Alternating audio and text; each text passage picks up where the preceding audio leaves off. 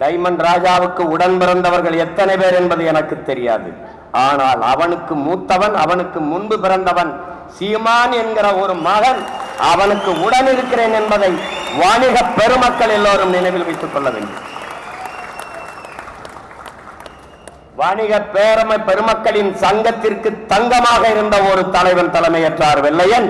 இன்று வைரமாக என்னுடைய தம்பி டைமண்ட் ராஜா தலைமையேற்று வழிநடத்த நிற்கிறார். எந்த சூழலிலும் எந்த நிலையிலும் அரசியல் லாப நோக்கங்களை தாண்டி வணிக பெருமக்களின் நலன் ஒன்றே என்று என் தம்பி டைமண்ட் ராஜாவுக்கு துணை நிற்க இந்த அண்ணன் என் பிறவி கடமை என்று நான் நிற்பேனே ஒழிய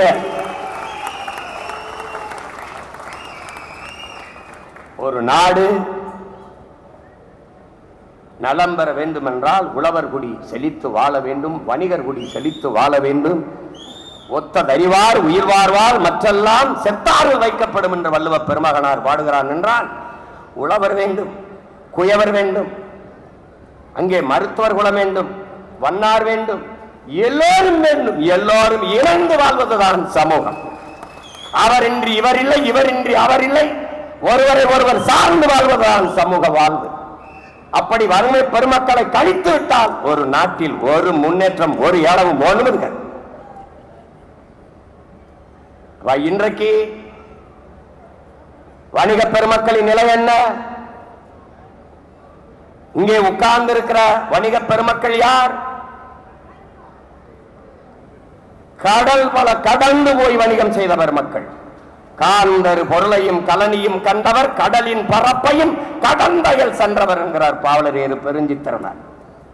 திரைகடல் ஓடியும் திரவியம் தேடு என்ற முன்னோர்களின் முதுமொழிக்கேற்ப பல்வேறு நாடுகளை கடந்து வணிகம் செய்தவர்.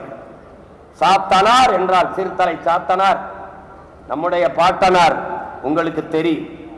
சாத்தன் என்றாலே வணிகன், சாஸ்தா என்றாலே வணிகர். கடல் தாண்டி வணிகம் செய்த பெருமக்கள். நாம் வணிகம் செய்வதற்காக கப்பலிலே கட்டி கொண்டு போன மரக்கப்பல்களிலே துணியை கட்டி கொண்டு போனோம். பாய்மர கப்பலிலே அந்த கப்பலில் கட்டியிருந்த துணியை கிழித்து உடையாக தைத்துக் கொண்ட மக்கள் உலகிலே பல பேர். கடல் கடந்து வாணிகம் செய்த மூத்து பவளம் எல்லாவற்றையும் ஏற்றுமதி செய்து வாணிகம் செய்த பெருமக்கள் சொந்த மண்ணிலே வணிகம் செய்ய முடியாது. இன்றைக்கு வதைப்பட்டு வேதனையில் சிக்கி தவிக்கிறார். உழவர் குடியை பற்றியோ வணிகர் குடியை பற்றியோ கவலைப்படுவதற்கான ஆட்சி அதிகாரங்கள் இல்லை. கட்டுப்படுத்த முடியாத சொத்து வரி, கட்டி முடிக்க முடியாத மின்கட்டண உயர்வு, சொத்து வரிக்கும் மின்கட்டண உயர்வுக்கும் வணிகர் பெருமக்களுக்கும் என்ன தொடர்பு? நான் ஒரு கடையை வாடகைக்கு எடுத்திருக்கிறேன், நான் அதிலே மளிகை கடை வைத்திருக்கிறேன். அந்த கடைக்கான வாடகை சொத்து வரியை கட்டடத்தின் சொத்து வரியை அரசு ஏற்றிவிட்டால் வாடகைக்கு விட்ட அந்த உரிமையாளர் என்ன செய்வான்? கையிலிருந்து காசு போட்டு கட்டுவானா? வரியை இல்லை, என் கடையின் வாடகையை உயர்த்துவான். மின்கட்டணம் உயர்கிறது. அப்ப மின்கட்டணம் உயர்கிற போது அந்த வணிகன் என்ன பண்ணுவான்?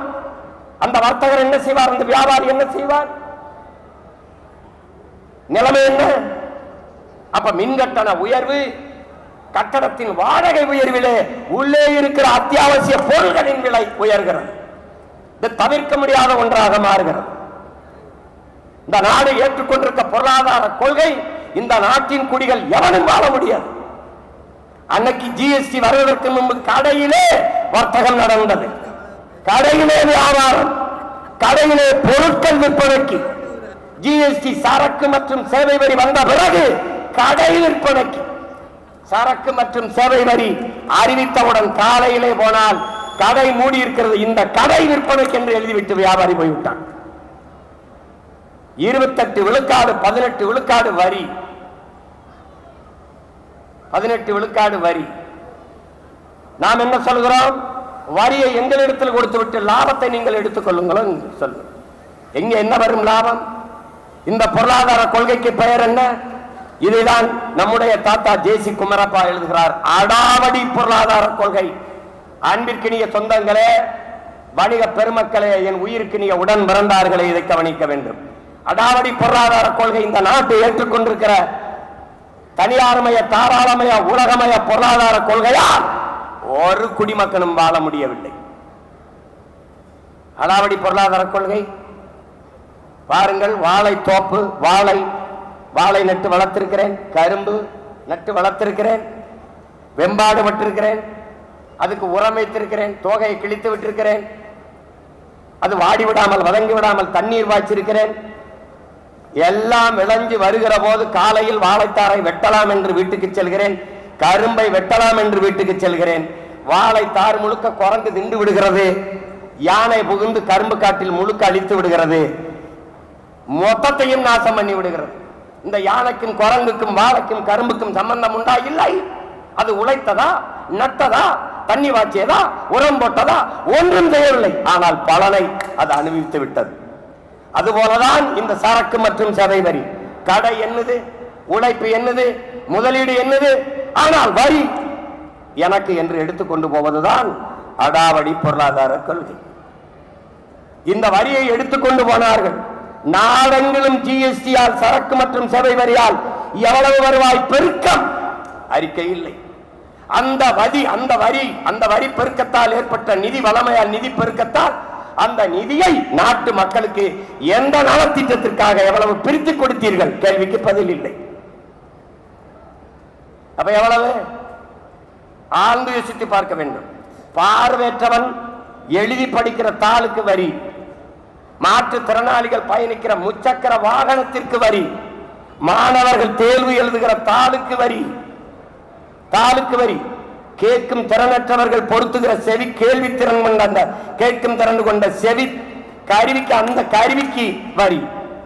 உலகத்தில் இதுபோல ஒரு வரி என்று நாட்டு மக்களை வதைக்கிற ஒரு நாடு எங்காவது பொருளாதார கொள்கை உண்டா? ஏதாவது உண்டா? எங்கே இருக்கிறது? நீங்கள் வீடு கட்ட நினைத்தால் கம்பிக்கு வரி, கல்லுக்கு வரி, சிமெண்டுக்கு வரி, எல்லாவற்றுக்கும் வரி. அப்போ நீங்கள் வரிதான் கட்ட முடிய ஒழிய ஒருபோதும் வீடு கட்ட முடியாது. இப்படிப்பட்ட ஒரு கொள்கையை இந்த நாடு ஏற்றிருக்கிறது. கடைசிக்கு என்ன? ஆன்லைன் வர்த்தகம். ஆன்லைன் வர்த்தகத்தில் என்ன ஆனது? மொத்த வியாபாரியின் வாழ்க்கையும் வீதிக்கு வந்து விட்டது, நாசமாகிவிட்டது. இன்னைக்கு குண்டூசியிலிருந்து கோணிப்பை வரைக்கும், விளக்கமாறிலிருந்து வேட்டி சட்டை வரைக்கும் எல்லாம் அழைச்சி சொன்னா கொண்டு வந்து கொடுத்துறான். அப்ப கடை வச்சிருக்க என்ன பண்ணுவான்? கடை வச்சிருக்க பல கோடி குடும்பங்கள் என்ன? ஸ்விக்கி, சுமோட்டோ, ஊபர், ஓலோ, இந்த முதலாளி எங்க? யாராவது சொல்லி இந்த கூட்டத்தில் இந்த ஸ்விக்கி, சுமோட்டோ, இந்த ஆன்லைன் வர்த்தகம் எவனாவது ஒரு முதலாளியை காட்டு. காற்றை வியாபாரம் செய்து கண்ணுக்கு தெரியாத முதலாளிகள் இந்த மண்ணின் மக்களின் உழைப்பை சுரண்டி கொண்டு போகிறார்கள். வீட்டில் இருந்தபடியே எல்லாவற்றையும் அலைபேசியிலே அழைத்து, எனக்கு இது கொடு, எனக்கு ஒரு காலனி கொடு, எனக்கு ஒரு கடிகாரம் கொடு, எனக்கு ஒரு சட்டை கொடு, எனக்கு சோப்பு கொடு, எல்லாத்தையும் வீட்டில் வந்து கொடுத்தா மல்லி கடை வச்சிருக்க என்ன பண்ணுவான்? அன்னைக்கு வால்மார்ட் வந்தது, அமெரிக்காவின் வால்மார்ட். எதிர்த்து போராடினோம். இதே ஐயா வெள்ளையன் தலைமையிலே பல வணிகர்கள் சேர்ந்து எதிர்த்து போராடினோம். நானெல்லாம் கடுமையாக நின்று போராடினோம், தடுத்தோம். டிமார்ட் என்று வேற பேர்ல உள்ள வந்தது. யாவரும் வணிகர்களுடைய நலனை பற்றியோ அவர்களுடைய எதிர்காலத்தை பற்றியோ கவலைப்படுவதாக இல்லை. மின் கட்டண உயர்வு, நூல் விலை உயர்வு, நெசவாளி வாழ்க்கை போச்சு. விவசாயி விலை வச்சு வந்தால் அதில் கொள்முதல் இல்லை. அவன் ஒரு மூட்டைக்கு 100 ரூபாய் கமிஷன், 100 ரூபாய் தான் லாபமே வரும். அந்த நெல்லை எடுத்துக்கொள்வதற்கு 100 ரூபாய் கமிஷன். எப்படிப்பட்ட நாடு, எப்படிப்பட்ட கட்டமைப்பு!